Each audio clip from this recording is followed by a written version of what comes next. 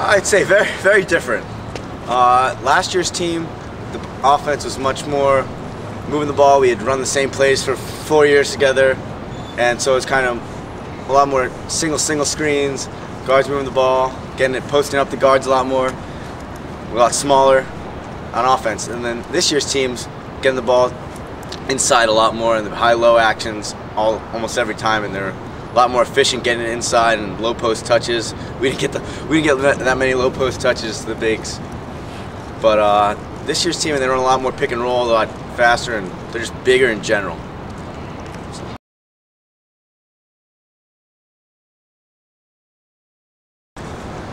Last year, we had expectations and we all believed in ourselves, but to actually, when we saw it happen, we're kind of, after the new MAC, going into the NCAAs, we're kind of on the cloud nine, I guess. And we knew we could win and we knew we could beat Rhode Island, but it was, I guess, it was much more of a kind of enjoyable ride.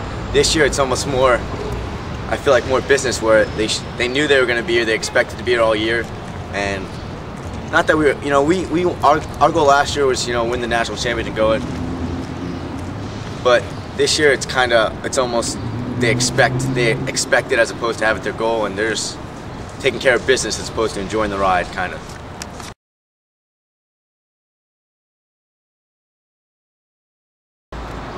Coaching's been, I guess I can't for the last 2 years, like I used to yelling and telling guys where to go, but as a coach, it's a lot more nerve-wracking, I guess, because you can't control it as much, and so you're trying to tell the guys, but you're trying to figure out, I guess I learned so much from my coaches here that you want to try to share the knowledge, but you got to figure out what to actually tell them and not to tell them too many things to confuse them. But coaching's fun. Trying to teach them how to play MIT way, play hard defense like Coach Anderson preaches. So.